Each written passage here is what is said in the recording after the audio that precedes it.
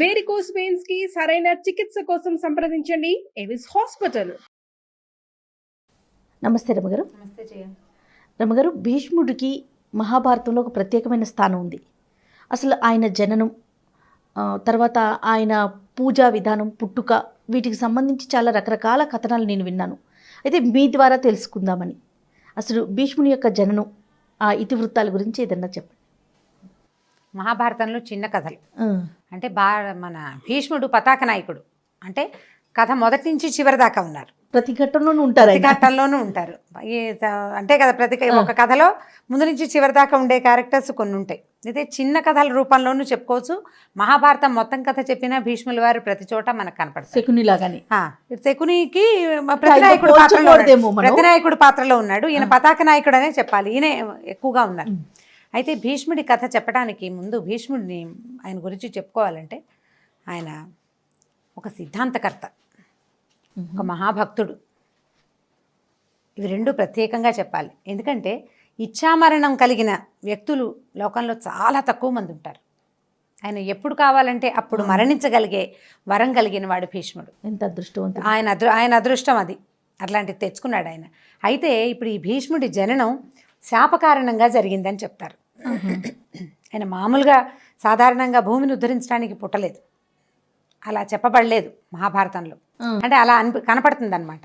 అష్టవసువులు అంటే 8 మంది వీళ్ళు అన్నదమ్ములు, బ్రహ్మమానస పుత్రులు అని చెప్తారు. వీళ్ళట ఒకసారి వనవిహారం చేస్తూ వశిష్ఠుడి ఆశ్రమానికి దగ్గరలో ఆయన ధేనువును చూసి చాలా సరదా పడ్డారు. ఆయన దగ్గర ఒక ఆవు ఉంది. ఆ ఆవును చూసి చాలా సరదా పడ్డారు. కామధేను అని చెప్తారు. అయితే వీళ్ళు ఏం చేశారంటే ఆ ధేనువుని తోలుకుపోయారు, తీసుకెళ్ళిపోతే ఆఖరి వాడు, అష్టవసువుల్లో 8వ వాడు, దాన్ని తీసుకెళ్ళటానికి ఉత్సాహపడి తనతో లాక్కెళ్ళాడనమాట. ఈ పై వాళ్ళంతా అతనికి సహాయం చేసేసరికల్లా వశిష్ఠుడు దివ్యదృష్టితోటి ఈ సంగతి తెలుసుకుని, ఈ పని మీరు దేవయోనులైన వాళ్ళు మీరు చేయకూడదు. బ్రహ్మమానసపుత్రులు దేవసంతతికి చెందిన వాళ్ళు మానవులు చేసే తప్పిదాన్ని చేశారు కాబట్టి మనుషులుగా పుట్టండి అని శపించేసరికల్లా ప్రాధాయపడ్డారు. అయ్యా మనుషులుగా పుట్టమంటే జనాభరణాలు ఉంటాయి, మా వల్ల కాదు, మమ్మల్ని ఏదో ఒక విధంగా రక్షించు, కాపాడమని ప్రార్థిస్తే ఆయన ఏమన్నాడంటే, ఎవరైతే ఈ ధేనువుని తీసుకెళ్ళడానికి ప్రయత్నం చేశాడో వాడు భూమి మీద బతక తప్పదు. అతను పుట్టాల్సిందే, బతకాల్సిందే. సహాయం చేసిన వాళ్ళు పుట్టి వెంటనే మరణించినా సరిపోతుంది. మానవ యోని యందు పుట్టడం, మనుషులకి జన్మించటం అది తప్పదు. మరణించి మీరు వెంటనే వచ్చేయచ్చు. కానీ ఎవరైతే ఈ ప్రయత్నం చేశాడో అతను మాత్రం భూమి మీద ఉండిపోవాల్సిందేనని చెప్పేసరికల్లా ఈ వసువులు ఏం చేశారు, మనం పుట్టాలి ఎవరికో ఒకళ్ళకి, మనుషులకి అని ఆ మనుషుల్ని సెలెక్ట్ చేసుకునే అవకాశం కూడా వీళ్ళకి ఆయన వశిష్ఠుడు ఇచ్చారు. ఇచ్చేసరికల్లా వీళ్ళు ఏం చేశారు, గంగాదేవి దగ్గరికి వెళ్ళి, అమ్మ నువ్వు మానవ కాంత రూపంలో మనుషులు ఎవరినైనా వివాహం చేసుకుని మమ్మల్ని కనమని అడిగారు. నీ గర్భంలో జన్మిస్తాము, వాళ్ళ మనుషులకి ఎలా పుడతాము, నువ్వంటే సురగంగవి అని బాగా బతిమలాడారు. ఆమె కూడా వాళ్ళ కోసం ఒప్పుకుంది. వీళ్ళకి బాంధవ్యం ఉంది చూడండి. ఎలాంటి విష్ణువు తాలూకు పాదాల నుంచి, విష్ణు పాదోద్భవి గంగ, విష్ణువు పాదాల నుంచి పుట్టింది గంగాదేవి. విష్ణువుకు నాభి నుంచి పుట్టినవాడు బ్రహ్మదేవుడు. ఆయన యొక్క మానస పుత్రులు వసువులు. వీళ్ళ దగ్గర సంబంధికులు కదా. ఒప్పుకుంది ఆవిడ. ఒప్పుకుని ఏం చేసింది, ఒకరోజు మానవ రూపం ధరించి భూమి మీదకి వ్యాహ్యాలికి వస్తే ప్రతీపుడు అనే ఒక రాజుగారు, చంద్రవంశానికి చెందినవాడు అక్కడ కనపడ్డాడు. ఈవిడేం చేసింది, వెళ్ళి ఆయన ఒళ్ళో కూర్చుందట. ఆయన అక్కడ సంధ్యావందనం చేసుకుంటూ ఉంటే ఆయన తెల్లబోయాడు. ఏమిటమ్మా అంటే, నేను ఎవరినైనా మానవుడిని వివాహం చేసుకోవాలని చెప్తే ఆయన ఏమన్నాడంటే, అమ్మ మా వంశంలో తండ్రి తొడ మీద కూతురు కానీ కోడలు కానీ కూర్చోవచ్చు. నువ్వు ఇప్పుడు వచ్చి నా తొడ మీద కూర్చున్నావు. ఇది కోడలవ్వాలి లేదా కూతురు అవ్వాలి. తప్ప నేను నిన్ను వరించడానికి వీల్లేదమ్మా. ఒక పని చెయ్యి, నాకు భవిష్యత్తులో కుమారుడు కనుక జన్మిస్తే నువ్వు అతన్ని వరించవచ్చు అని చెప్పాడట. కోడలిగా ఒప్పుకున్నాడు ఆయన. తర్వాత కాలంలో ఈవిడ ఇప్పుడు తండ్రి ఒళ్ళో కూర్చున్న ఆవిడ కొడుకుని పెళ్లి చేసుకోవటం ఏమిటని మనకు అనిపిస్తుంది విచిత్రంగా. ఈవిడేమో అమ్మ దైవాంశ కదా, అప్పుడు ఒక మానవ రూపం ధరించి వచ్చింది, తర్వాత మళ్ళీ మానవ రూపం ధరిస్తుంది. ఆవిడ వాళ్ళకి జరామరణాలు ఉండవు, వృద్ధాప్యం ఉండదు, ఎప్పుడు నిత్యయవనులుగా ఉంటారు దేవతలు. చాలా కాలం తర్వాత ఈయనకు ఒక కుమారుడు జన్మించాడు. ఆయన శంతనుడు, ఆయన పేరు శంతనుడు అనే రాజు. భూమి మొత్తానికి ఆయనే రాజు. సరే ఈవిడేం చేసిందంటే ఈ శంతనుడిని వివాహం చేసుకునే ఉద్దేశంలో ఉంది. ఒకసారి శంతనుడు గంగానది తీరానికి సాయంకాలం వ్యాహ్యాళికి వచ్చాడు. ఈవిడ మానవ రూపం ధరించి ఆయనకు కనపడేసరికల్లా ఆయన ఆవిడని చూడగానే ప్రేమించాడు. తనని వివాహం చేసుకోమని అడిగాడు. అప్పట్లో ఈ ప్రపోజ్ చేయటము ఇవన్నీ చాలా సహజమైన సంగతులుగా మనకి భారత కథలో ఎంతమంది కనిపిస్తారో, కనపడంగానే నన్ను పెళ్లి చేసుకో అని దానికి ఏ విచక్షణ లేకుండా ఆ అమ్మాయిని పెళ్లి చేసుకు తెచ్చుకోవడం కనపడుతుంది. నాకు చిన్నప్పుడు ఈ కథలు చదివినప్పుడు ఆశ్చర్యంగా ఉండేది, ఇదేమిటి ఇలా అడుగుతారా అని. ప్రపోజ్ చేయడం అనేది ఒక పెద్ద విషయం కదా, కానీ అలా సింపుల్గా ప్రపోజ్ చేసేవాళ్ళు. ఆవిడ కూడా ఒప్పుకుంది. ఏమని చెప్పిందంటే, నేనేం చేసినా నన్ను నువ్వు ఏమీ అడగకూడదు. ఇది ఎక్కడ న్యాయం అండి? అంతే, నువ్వు అడిగేదాకా నువ్వు ఏదైనా అడిగావో నేను వెళ్ళిపోతా, నువ్వు అడగకపోతే నీతో ఎన్నాళ్ళైనా ఉంటాను. సరేనా ఒప్పుకున్నాడు. ఆవిడ నచ్చింది ఆయనకి. ఊరుకోవటమే, ఆమె ఏం చేసినా ఊరుకుందాం అనుకున్నాడు. సరే తెచ్చుకున్నారు, వివాహం చేసుకున్నారు. సరే కలిసి కాపురం చేస్తుండేవారు. ఆవిడ గర్భవతి అయింది. ఒకనాటి సాయంకాలం చీకటి పడ్డాకో తెల్లవారుజామునే కన్నది. డెలివరీ అయిపోయింది. మగపిల్లాడు పుట్టాడు. అందరూ చెప్పుకున్నారు, ఆహాహా అమ్మాయికి గంగాదేవికి మగపిల్లాడు పుట్టాడు అన్నారు. ఈవిడేం చేసింది, సరే డెలివరీ అయింది. రాజుగారు పిల్లాడిని చూడడానికి వస్తున్నాడు. ఈవిడ మంచం నుంచి లేచి పిల్లాడిని చంకలో పెట్టుకుంది, చేత్తో పట్టుకుంది, చకచక బయటికి నడవటం మొదలెట్టింది. ఆవిడ ఎక్కడికి వెళ్తుందో దాసదాసి జనానికి అర్థం అవ్వలేదు. రాజుగారు కూడా ఆశ్చర్యపోయాడు. బాలింతరాలు అప్పుడే కన్నది, పిల్లాడిని ఎత్తుకుని వెళ్తోంది బయటికి. ఆవిడ వెనకాలే రాజు కూడా వెళ్ళాడు. ఆవిడ అలా గంగా తీరానికి వెళ్ళి ఎత్తి విసిరేసింది గంగలోకి పిల్లాడు. నిర్ఘాంతపోయాడు రాజు. ఏం చేయాలో తెలియదా. అడిగితే వెళ్ళిపోతుంది, అదే అడగటానికి లేదు. అడిగావా వెళ్ళిపోతుంది. ఆవిడ తిరిగి వచ్చి రాజును చూడనట్టుగా చూసేసి వెళ్ళిపోయింది మామూలుగా. ఆయన మొహంలో 1,000,000 ప్రశ్నలున్నా ఆవిడ దగ్గర ఒక్క సమాధానం కూడా లేదు, నవ్వు తప్ప ఏమీ లేదు. ఈయనకి ఏం చేయాలో తెలియలేదు, చాలా దిగులు పడ్డాడు. ఇదేమిటి ఇలా అయింది అని. ఇలా 1 సారి 2 సార్లు 3 సార్లు 4 సార్లు 5 సార్లు 6 సార్లు 7 సార్లు ఆవిడ కన్నది. మగపిల్లవాడే పుట్టేవాడు. ఈ పుట్టిన మగపిల్లాడిని ఈ పిల్లాడిని ఎత్తుకుని ఈవిడ గబగబా గంగా నదికి నడిచి వెళ్ళిపోయేది. ఆ పిల్లాడిని ఎత్తి గంగలో పడేసేది. వీళ్ళు 2-3 కాన్పులు అవ్వగానే ప్రజలందరికీ దాసదాసి జనానికి తెలిసిపోయింది, ఈవిడికి ఏదో తిక్క తిరుగుతుంది. ఇలా పిల్లాడు పుట్టంగానే ఏముంది, మగపిల్లాడు పుట్టితే గొప్ప ఏమీ లేదు. ఏ పిల్లాడు పుట్టినా ఒకటే. పిల్లాడు పుట్టంగానే ఈవిడ మంచం తీసుకుని పిల్లాడిని ఎత్తుకుంటుంది, తీసుకుపోతుంది, నీళ్ళలో పడేస్తుంది. రాజుకి ఇక్కుర్మండు. మామూలుగా రాజాస్థానాల్లో మగపిల్లాడు పుట్టాడంటే తర్వాత రాజు పుట్టినట్టే కదా, చక్రవర్తి కుమారుడు, రేపొద్దున వీడే మన భవిష్యత్తు రాజని ఆశ పెడుతుంది ప్రజ. ఆశ లేదు, ఏమీ లేదు. తెల్లారేసరికి ఈవిడ పిల్లాడిని ఎత్తుకుని వెళ్ళిపోతుంది, గంగలో పడేస్తుంది, తెలిసిపోయింది వాళ్ళకి. ఇలా 7 సార్లు జరిగింది. 8వ సారి ఇక ఆయన ముందే నిర్ధారించుకున్నాడు, ఈసారి మాత్రం ఇంకా ఈమెను స్పేర్ చేయకూడదు, ఎలాగైనా ఈవిడిని అడిగేయాలని. ఉంటే ఉంటుంది, వెళ్ళిపోతే వెళ్ళిపోతుంది. ఆవిడ సిద్ధంగానే ఉంది ఆవిడ కూడా సమాధానం చెప్పడానికి. సరే 8వ సారి కన్నది. సరే లేచింది, పిల్లవాడిని ఎత్తుకుంది. మళ్ళీ పిల్లాడే ఆ పిల్లాడిని ఎత్తుకుంది నడుస్తోంది. ఆయన గబగబా వెళ్ళాడు రాజు. గంగ దాకా వెళ్ళేసరికి పట్టుకున్నాడు ఆవిడ్ని. ఏమిటమ్మా నీ సంగతి, 7 చక్కటి తేజోవంతులైన కుమారులను కన్నావు, ఏం గర్భం నీది, కన్న కడుపు లేదు నీకు, ఇట్లా గంగలో పడేస్తావా, ఈ పిల్లాడిని కూడా పడేయటానికే వచ్చావు, నువ్వు ఏం చేసినా సరే ఈ పిల్లాడిని పడేయటానికి నువ్వు వీల్లేదు, నీ వల్ల ఈ శోకాన్ని నేను తట్టుకోలేకపోతున్నాను, ఈ కలిగిన కుమారుల మీద ఉన్న దుఃఖాన్ని పోవటం లేదు, ప్రజలంతా నన్ను నానా రకాలుగాను అనుకుంటున్నారు, నా దేశము పాడైపోయేలాగా ఉంది, నా మనసు పాడైపోయింది, ఈ పిల్లాడిని నువ్వు పడేయటానికి వీల్లేదంటే ఆవిడ నవ్వింది. రాజా నన్ను ప్రశ్నించవు నువ్వు, ఇంకా నేను ఉండను, నువ్వు వెళ్ళిపోయినా సరే నా పిల్లాడిని పడేయటానికి వీల్లేదన్నాడు.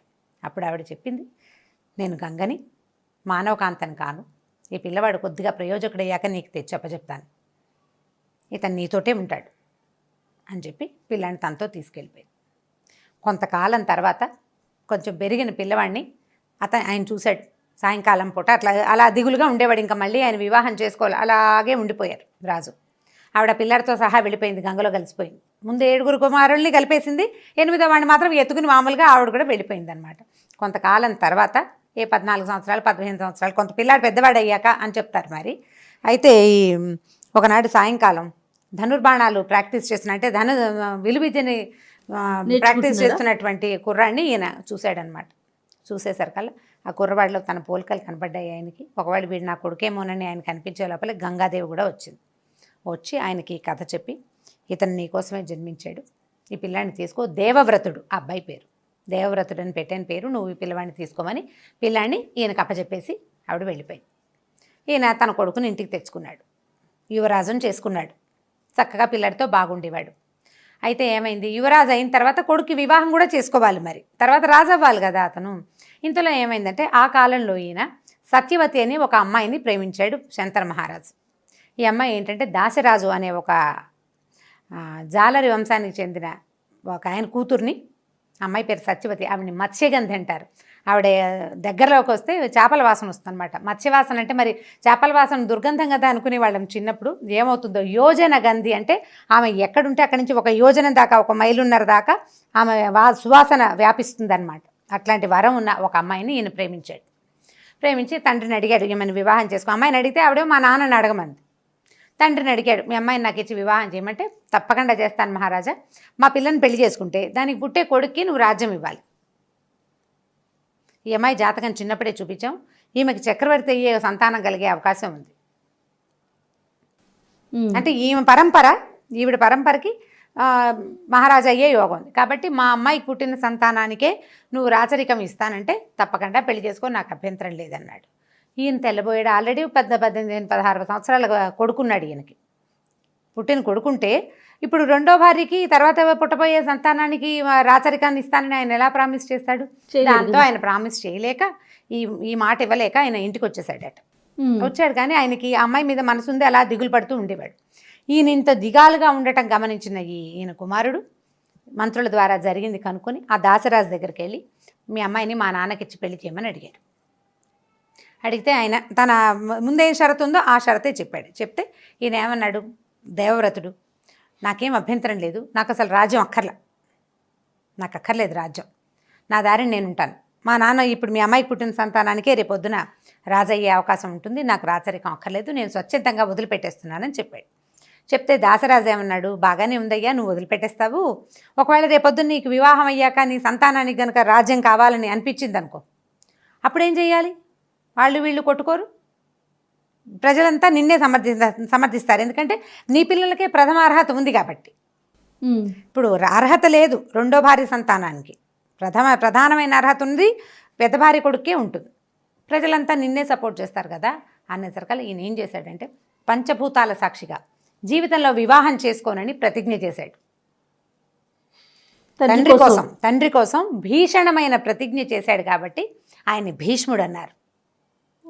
ఇక వివాహం నేను చేసుకోను, జీవితానికి వివాహం లేదు అని ప్రతిజ్ఞ చేసేసరికల్లా ఈ దేవదుందుబులు మోగాయి అని చెప్తారు. అక్కడి నుంచి దాసరాజు ఆ కుమార్తె నుంచి పెళ్లి చేసేసాడు శంతనుడికి. ఈ భీష్ముడు అనే పేరు వచ్చింది దేవవ్రతుడికి. అప్పటి నుంచి ఆయన ఆ వంశాన్ని, తండ్రి వంశాన్ని కాపాడుతూనే ఉన్నాడు చివరి వరకు. ఇప్పుడు అక్కడ ఉన్న వాళ్ళలో ఎవ్వరూ అతనికి రక్త సంబంధికులు కాదు, ఎవ్వరూ కాదు. భారత కథే మనకు విచిత్రంగా ఉంటుంది. ఇంతకుముందు ఒకసారి చెప్పుకున్నాం కదా, ఈ భీషణమైన ప్రతిజ్ఞ చేసిన భీష్ముడు చివరి వరకు ఉండి యుద్ధంలో పడిపోయి కూడా ఇచ్ఛామరణం ఎప్పుడు కావాలంటే అప్పుడు మరణించే అవకాశం ఉండటంతో ఆ ఏకాదశి వచ్చేదాకా, అంటే ఉత్తరాయణ పుణ్యకాలం వచ్చేదాకా ప్రాణాలని నిలబెట్టుకుని ఉంచుకుని ఉత్తరాయణ పుణ్యకాలం వచ్చాకే తన ప్రాణాన్ని విడిచిపెట్టారు. ఈ భీష్ముడు, ఆయన పేరే భీష్ముడు అనుకుంటాం, పేరు భీష్ముడు కాదు. భీషణమైన ప్రతిజ్ఞ చేయటం వల్ల ఒక 18 సంవత్సరాలు 19 సంవత్సరాల కుర్రవాడు జీవితంలో వివాహం చేసుకోనని ప్రతిజ్ఞ చేయటమే ఒక పెద్ద ప్రతిజ్ఞ. తర్వాత ఇంకా అసలు అలాంటి వాళ్ళు చరిత్రలో ఎక్కడా కనపడరు మనకి. వివాహితులు ప్రతిజ్ఞలు చేసిన వాళ్ళు కనిపిస్తారు, ఇలాంటిది కనిపించదు. అందుకని భీష్ముడు చాలా ప్రత్యేకమైన భీష్మ ప్రతిజ్ఞ చేయటం అంటాం కదా. భీష్మ ప్రతిజ్ఞ అంటే ఇదే, వివాహం చేసుకోని అన్నాడు, స్వచ్ఛందంగా రాజ్యాన్ని వదిలిపెట్టేశాడు. తర్వాత తమ్ముళ్ళని కాపాడాడు, తమ్ముళ్ళ పిల్లల్ని కాపాడాడు, వాళ్ళ పిల్లల్ని కాపాడారు. ఎన్ని తరాలో చూసారు, తరాల్ని ఆయన కాపాడి పిల్లల్ని శ్రద్ధగా చాలా బాగా కురువంశాన్ని కాపాడుకొచ్చారు. అంటే చంద్రవంశానికి అంటే పెట్టని కోటగా ఆ వంశానికి ఉండిపోయాడు ఆయన. అదే భీష్ముడి ప్రత్యేకత. అయితే గంగా గర్భాలు అవన్నీ మనకి కొంచెం చిత్రమైన కథగా ఉంటుంది. వసువులకి ఆవిడ మాట ఇచ్చింది, పుట్టిన పిల్లల్ని పుట్టినట్టు తీసుకెళ్లి గంగలో వదిలేసింది. వాళ్ళు తమ మామూలు లోకాలలోకి వెళ్ళిపోయారు. ఒకళ్ళ తర్వాత ఒకళ్ళు మానవ యోనిని యందు జన్మించటమే అతిపెద్ద దుష్కరమైన కష్టంగా చెప్తారు పురాణ గాథల ప్రకారము. ఇప్పుడు ఒక జీవి ఒక చిన్న ప్లేస్లో అలా ఇరుక్కొని ఉండటం, మాతృగర్భం అంటే హింస, మహాహింస. ఒక చిన్న దాంట్లో ఉండటం, ఒక ఇరుకైన ద్వారం నుంచి ప్రాణావశిష్టంగా తల్లికి ప్రాణం పోతుందో బిడ్డకు ప్రాణం పోతుందో తెలియదు, అలా బయటికి రావడమే అతిపెద్ద బాధగా చెప్తారు. ఆ పెద్ద బాధని భరించి మళ్ళీ తమ శాపాన్ని పోగొట్టుకుని వెళ్ళిపోయారు వాళ్ళు.